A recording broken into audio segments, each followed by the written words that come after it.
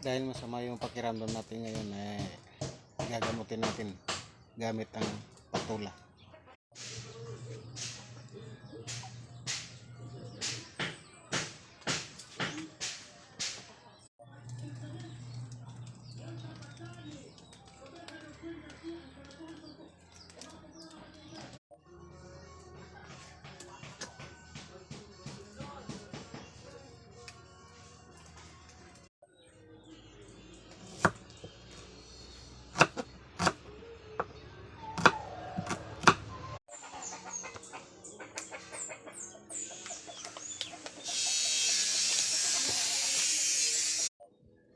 Ito yung gamot ko pagka nilalagnat ako.